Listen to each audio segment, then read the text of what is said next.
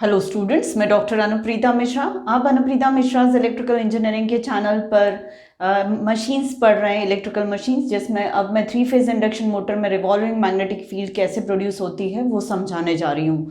Working principle मैंने last video में समझा दिया था 3 फेज इंडक्शन मोटर का। अब वो वर्किंग प्रिंसिपल समझाते टाइम मैंने कहा था कि स्टेटर के 3 करंट्स जो बैलेंस वाले हैं, जो 3 line to line voltages supply से हम दे रहे हैं, उसकी वजह से 3 balanced current stator star connected winding में बह रहे हैं। उसकी वजह से 3 फ्लक्सेस प्रोड्यूस हो रहे हैं जो 120 degree apart from each other है। तो उनकी वजह से रिवॉल्विंग मैग्नेटिक फील्ड कैसे प्रोड्यूस होती है और उसका मैग्नीट्यूड कांस्टेंट ही क्यों होता है वो आज मैं समझाने जा रही हूँ। और ये बहुत ही इम्पॉर्टेंट टॉपिक है। रिवॉल्विंग मैग्नेटिक फील्ड प्रोड्यूस होना एक फिनोमिना है और जिसको हम आगे भी दूसरे टॉपिक्स में यूज़ करते हैं। तो चलिए अब मैं स्टार्ट करती हूँ। तो ये स्ट्रक्चर मैंने लास्ट टाइम भी ड्रॉ किया हुआ था, आज भी मैंने इसे वैसे ही रहने दिया। ये फिजिकल स्ट्रक्चर है और मैंने एक रिप्रेजेंटेशन यहाँ पे इलेक्ट्रिकल रिप्रेजेंटेशन बताया था जिसमें star connected field winding stator windings थी और स्टार कनेक्टेड रोटर बार्स थे जो कि शॉर्ट सर्किटेड थे। ठीक है, अब capital A dash, capital B dash और कैपिटल सी डैश, ये 3 फेजेस के 3 वाइंडिंग से स्टार कनेक्टेड स्टेटर वाइंडिंग्स। इन तीनों में हमने line to line supply VRY, VYB और VBR ऐसे 3 line to line supply voltages देकर रखे हैं। इनकी वजह से 3 फेज करंट्स बहने लगते हैं जो कि बैलेंस्ड होते हैं, क्योंकि ये तीनों जो वाइंडिंग्स है वो आइडेंटिकल है, तीनों के इम्पिडेंसेस सेम है। तो 3 लाइन वोल्टेजेस जो बैलेंस्ड है उसकी वजह से 3 करंट्स बहने लगेंगे जिनका मैग्नीट्यूड सेम रहेगा और तीनों 120 degree apart from each other होंगे। तीनों की वजह से 3 फ्लक्सेस प्रोड्यूस होंगे तीनों फेज की वाइंडिंग्स में। तीनों फ्लक्सेस भी कैसे होंगे, एक दूसरे से 120 degree apart from each other होंगे और बैलेंस्ड होंगे, मतलब उनके मैक्सिमम मैग्नीट्यूड्स सेम रहेंगे। तो वो तीनों फ्लक्सेस मैंने यहाँ पर 3 फेज फ्लक्सेस ड्रॉ करके रखा है। एक्चुअली 5-1 जो है वो ए डैश वाली वाइंडिंग में प्रोड्यूस हुए फ्लक्स को मैं बोल रही हूँ, 5 डैश को मैं 5-1 बोल रही हूँ। इतना लंबा नाम ना लेना पड़े मुझे बोलने में, इसलिए 5BB डैश मेरा 5-2 और 5CC डैश मेरा 5-3 है। तो तीनों के वेवफॉर्म्स, साइनोसॉइडल वेवफॉर्म्स यहाँ पर मैंने ड्रॉ करके रखे हैं और तीनों साइनोसॉइडल वेवफॉर्म्स की जो हाइट है वो 5 है। अब अगर इस 5-1, 5-2, 5-3 को मैं साइनोसॉइडल एक्सप्रेशन में शो करूँ तो 5 sin ओमेगा टी पहला वाला फ्लक्स हो जाएगा।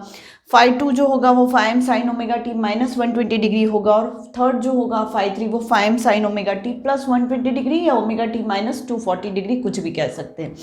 अब ये तो हो गया साइनोसॉइडल एक्सप्रेशन, पर इसको फेजर फॉर्म में अगर मैं शो करती हूँ तो ये जो लेंथ होगी फेजर की वो 5/√2 होगी, RMS वैल्यू ये 5/√2 होगी और ये 5/√2 होगी। ड्रॉ करने में अगर कोई छोटा बड़ा हो तो प्लीज़ माइंड ना करें, क्योंकि रफ ड्राइंग है। तो आप इसको तीनों की लेंथ जो है वो 5/√2 है। ये तो हो गया RMS वैल्यू। वो तीनों फ्लक्सेस को मैं एक्सप्रेशन में ऐसे शो कर सकती हूँ, ये इंस्टेंटेनियस वैल्यूज हो गई जिसको मैं साइन टर्म के साथ रिप्रेजेंट कर सकती हूँ। और ये जो है ये इंस्टेंटेनियस नहीं है, फेजर RMS वैल्यूज है। तो ये 5-1 कैपिटल लेटर लिखा है मैंने और ये 5-1 स्मॉल लेटर लिखा हुआ है। अब इसके बाद यहाँ पर हम देखना चाह रहे हैं कि इन तीनों फ्लक्सेस की वजह से, या इन तीनों फ्लक्सेस सेम ही चीज़ है, ये फेजर डायग्राम है और ये साइनोसॉइडल वेवफॉर्म्स है। इनकी वजह से रिजल्टेंट हमें एक कांस्टेंट मैग्नीट्यूड का कैसे मिल रहा है और रिजल्टेंट घूमता हुआ कैसे मिल रहा है, जिसकी वजह से हम उसे रिवॉल्विंग मैग्नेटिक फील्ड बोल रहे हैं। तो चलिए वो समझ लेते हैं। यहाँ पर theta equal to 0 degree, theta equal to 60 degree, 120 degree, 180 degree, 240, 300, 360 ऐसे इन मतलब पूरे एक साइकिल पर मैं फ्लक्स, नेट फ्लक्स को, रिजल्टेंट फ्लक्स को ऑब्जर्व करूंगी। सबसे पहले मैं थीटा इक्वल टू 0 डिग्री पर ऑब्जर्व करती हूँ। तो थीटा इक्वल टू 0 डिग्री पर 5-1 की वैल्यू 0 है, होनी भी चाहिए, क्योंकि जैसे ही ओमेगा टी मतलब थीटा है तो साइन 0 हो जाएगा, तो ये पूरी वैल्यू 0 हो जाएगी। 5-2 जो होगा, कहाँ है 5-2, ये है। थीटा इक्वल टू 0 डिग्री पर 5-2 की वैल्यू कैसे निकालेंगे, तो यहाँ थीटा मतलब ओमेगा टी की जगह मैं 0 डिग्री रख दूंगी तो 5m साइन 0 माइनस 120 डिग्री करके निकल आएगा। तो ये मुझे मैग्नीट्यूड मिल जाएगा और ये निगेटिव है तो आप उसके आंसर में माइनस भी देखेंगे। 5-3 जो है वो पॉजिटिव मिल रहा है, तो 5-3 की वैल्यू मुझे यहाँ पर 5-3 की एक्सप्रेशन में मैं 0 रख दूंगी ओमेगा टी की जगह, तो मुझे जो मैग्नीट्यूड मिलेगा वो 5-3 का होगा at theta equal to 0 degree. ऐसे करके मैं थीटा इक्वल टू 60 पर, थीटा इक्वल टू 120 डिग्री पर, सब पर मैं ऑब्जर्व करूंगी। तो सबसे पहले मैं थीटा इक्वल टू 0 डिग्री पर ले लेती हूँ। थीटा इक्वल टू 0 डिग्री पर अगर यहाँ 0 रख रहे हैं तो फाइव एम साइन 0 मतलब 0 होगा, मतलब थीटा इक्वल टू 0 डिग्री पर फाइव एम की वैल्यू 0 है। फाइव टू को देखें, five m sine 0 minus 120 degree, five m sine 0 minus 120 degree मतलब five m sine minus 120 degree, और साइन माइनस 120 डिग्री मतलब माइनस साइन 120 डिग्री। तो five minus five sine 120 degree मतलब minus five root 3/2 हो जाएगा। आप इवेल्युएट करेंगे तो माइनस रूट 3/2 होगा। अब देखिए कि फाइव टू की वैल्यू निगेटिव है, आ रही है, यहाँ पर भी वेव फॉर्म में फाइव टू की value theta equal to 0 degree पर निगेटिव मिल गया। अब हम क्या करेंगे, जैसे ये पॉजिटिव डायरेक्शन है फाइव वन की, ये फाइव टू की पॉजिटिव डायरेक्शन है, ये फाइव थ्री की पॉजिटिव डायरेक्शन है। तो अब मैं क्या करूंगी, फाइव वन तो 0 है, यहाँ पर मुझे फाइव वन तो 0 मिल रहा है, कुछ है ही नहीं। फाइव टू जो मिल रहा है वो माइनस डायरेक्शन, तो फाइव टू का पॉजिटिव डायरेक्शन ये है, तो फाइव टू की माइनस डायरेक्शन ये वाली होगी। तो माइनस डायरेक्शन में मैं फाइव टू को, मतलब फाइव टू की पॉजिटिव डायरेक्शन ये, इसको मैं माइनस रूट 3/2 फाइव लूंगी क्योंकि मुझे मिला है। अब फाइव थ्री देख लेते हैं। फाइव थ्री जो है वो फाइव साइन 0 प्लस 120 डिग्री मतलब फाइव साइन प्लस 120 डिग्री होगा, और साइन 120 डिग्री मतलब रूट 3/2 होता है, तो ये पॉजिटिव आ रहा है। तो ये जो पॉजिटिव डायरेक्शन है फाइव थ्री की, इसी तरफ मैं इसकी लंबाई ले लूंगी रूट 3/2 फाइव, इतनी ले लूंगी। तो अब मुझे क्या मिल रहा है, फाइव वन तो 0 मिल रहा है, एग्जिस्ट ही नहीं कर रहा है थीटा इक्वल टू 0 डिग्री पे। फाइव टू मुझे इस डायरेक्शन में मिल रहा है, फाइव थ्री मुझे इस डायरेक्शन में मिल रहा है। दोनों का मैं रिजल्टेंट निकालूंगी कैसे, लॉ ऑफ पैरेललोग्राम से, under root P square plus Q square plus 2pq cos of angle between them. तो इनके बीच का एंगल 60 डिग्री होगा। देखिए कैसे, मेरा फाइव टू अभी जो मैं ले रही हूँ वो यहाँ पे ले रही हूँ, और ये पूरा एंगल 180 डिग्री है, ये वाला एंगल 180 डिग्री है, ये वाला एंगल 120 डिग्री है। तो नेचुरली इन दोनों के बीच का एंगल 60 डिग्री हो जाएगा। तो मैं क्या करूँगी, इसको P ले रही हूँ तो P स्क्वायर मतलब 3/4 फाइव स्क्वायर हो जाएगा, इसको Q ले रही हूँ मतलब Q स्क्वायर यानी 3/4 फाइव स्क्वायर हो जाएगा, प्लस ट्वाइस P। अब यहाँ पे हमें लंबाई से मतलब है, ये माइनस साइन जो बता रहा है ये निगेटिव डायरेक्शन की बता रहा है। यहाँ पे मैं माइनस नहीं लूंगी इसके मैग्नीट्यूड के साथ, क्योंकि वो माइनस मतलब रिवर्सल है उसका लाइन का, तो वो हम ले चुके हैं। तो मैं यहाँ पर लूंगी 2 into this and cos of angle between this, तो 60 डिग्री। तो कॉस 60 120 1/2 हो गया, कॉस 60 मतलब 1/2 हो गया, ट्वाइस ऑफ रूट 3/2 तो मतलब 3/4 हो जाएगा, और दोनों फाइव के मल्टीप्लिकेशन से फाइव स्क्वायर हो गया। तो इस पूरे में मुझे 3 five square by 4 her term में मिल रहा है, तो मैं रूट 3/2 फाइव को स्क्वायर रूट के बाहर ले लूंगी, तो यहाँ 1 मिलेगा, यहाँ 1 मिलेगा, तो वो 1 + 1 2 हो गया, यहाँ 2 है और ये 1/2 है, तो 2 कैंसिल हो गया। तो स्क्वायर रूट के अंदर मुझे रूट 3 मिलेगा और बाहर रूट 3/2 फाइव में, तो रूट 3 मतलब 3 हो गया, डिवीजन में 2 है ही, 5 मतलब रिजल्टेंट का मैग्नीट्यूड मुझे कितना मिला 3/2 फाइव, और रिजल्टेंट की डायरेक्शन कहाँ मिल रही, ये वाली ऊपर की तरफ। ठीक है, अब मैं इसको ले रही हूँ थीटा इक्वल टू 60 डिग्री पर, मतलब कौन सा इंस्टेंट ले रही हूँ, ये वाला थीटा इक्वल टू 60 डिग्री ले रही हूँ, मतलब five one is equal to five sine 60, तो फाइव साइन 60 मतलब रूट 3/2 फाइव हो जाएगा। फाइव साइन 60 माइनस 120, 60 माइनस 120 तो ये हो जाएगा माइनस रूट 3/2 फाइव, और ये हो जाएगा फाइव थ्री जो होगा वो 0। देखिए फाइव थ्री 0 है, मतलब फाइव थ्री यहाँ पर मुझे कितना मिल रहा है, 0 मिल रहा है, तो मैं फाइव थ्री को लूंगी ही नहीं। अब क्या होगा, फाइव वन कहाँ है, पॉजिटिव है, फाइव वन की पॉजिटिव डायरेक्शन कौन सी, ये वाली, तो फाइव वन की ये पॉजिटिव डायरेक्शन है, तो फाइव वन को मैंने इसी के अलॉन्ग लिया, पर कितनी लेंथ का लिया, रूट 3/2 फाइव का।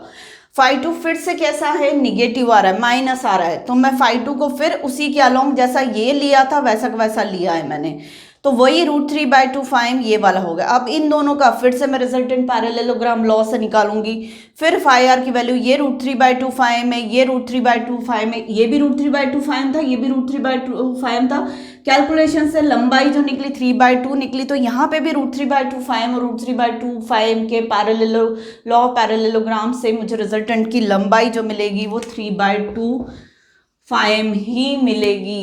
पर अब डायरेक्शन कहाँ मिल रही, इस तरफ। पहले मुझे डायरेक्शन कहाँ मिल रही थी, पहले मुझे डायरेक्शन ऊपर की तरफ मिल रही थी, पहले मुझे डायरेक्शन ऊपर की तरफ मिल रही थी। थीटा इक्वल टू 0 डिग्री पे, थीटा इक्वल टू 60 डिग्री पे मुझे यहाँ मिलने लगी रिजल्टेंट की डायरेक्शन। तो फाई आर जैसे ही हम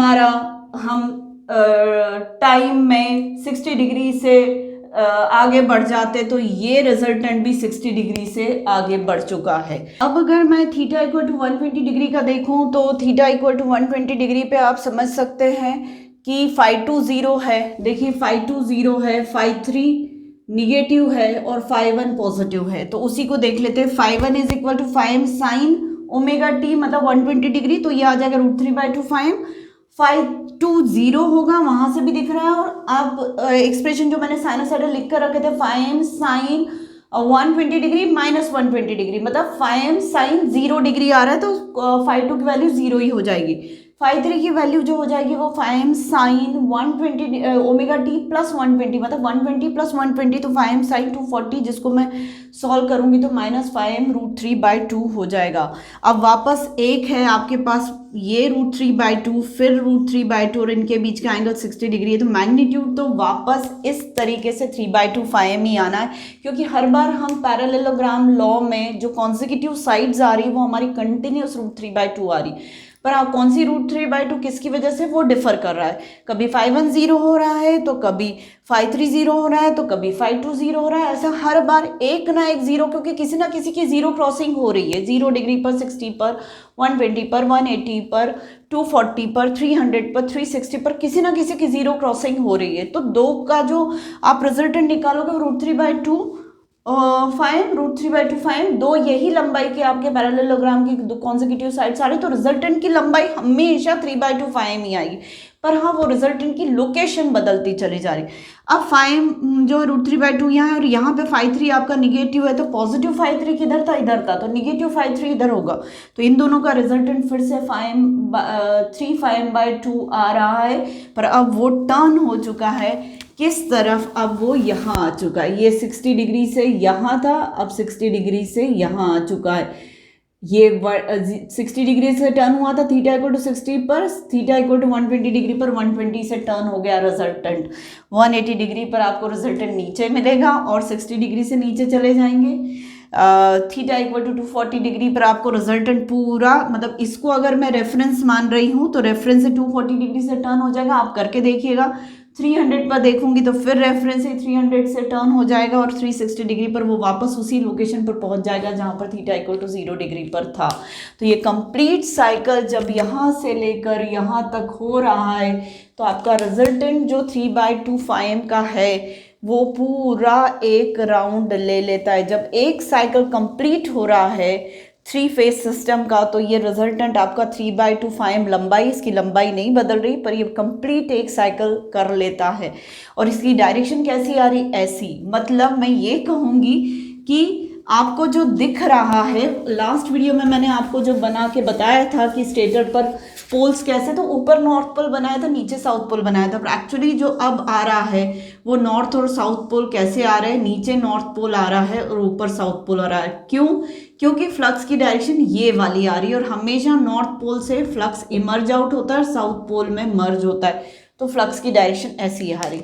तो ये फ्लक्स आपका अब क्या फील हो रहा है कि यहाँ पे एक नॉर्थ पोल है और एक साउथ पोल है, तो ये पूरा नॉर्थ पोल और साउथ पोल आपका कैसे हो रहा है, घूमता चला जा रहा है, जिसकी वजह से ये वाला रिजल्टेंट फ्लक्स आपका रोटेट हो रहा है। इस तरीके से रिवॉल्विंग मैग्नेटिक फील्ड आपकी 3/2 फाइम मैग्नीट्यूड की है। और समय के साथ जैसे जैसे आपका एक साइकिल कंप्लीट हो रहा है 3 फेज सिस्टम का, तो ये भी अपना एक रिवॉल्यूशन कंप्लीट कर लेता है। उम्मीद है आपको ये सब समझ में आया होगा कि रिवॉल्विंग मैग्नेटिक फील्ड प्रोड्यूस कैसे हुई। रिवॉल्विंग मैग्नेटिक फील्ड 3 फ्लक्सेस की वजह से प्रोड्यूस हुई जो कि रिजल्टेंट है। Revolving magnetic field is a resultant of 3 fluxes which are balanced. Maximum value is constant. तो इन 3 फ्लक्सेस की वजह से रिजल्टेंट फ्लक्स आपको 3/2 फाइम मैग्नीट्यूड का मिल रहा है, मतलब आपका रिजल्टेंट हमेशा 3/2 फाइम होगा और ये पूरे टाइम क्या हो रहा होगा, रोटेट हो रहा होगा। तो इस तरीके से रिवॉल्विंग मैग्नेटिक फील्ड कैसे प्रोड्यूस होती है आप समझ सकते हैं। तो उम्मीद है आपको मेरा एक्सप्लेनेशन आज का समझ में आया होगा। तो प्लीज़ मेरे आज के वीडियो को लाइक कर दीजिए, मेरे चैनल को सब्सक्राइब करिए और मेरे वीडियो से ज़्यादा से ज़्यादा फ़ायदा उठाने की कोशिश करिए। Thank you.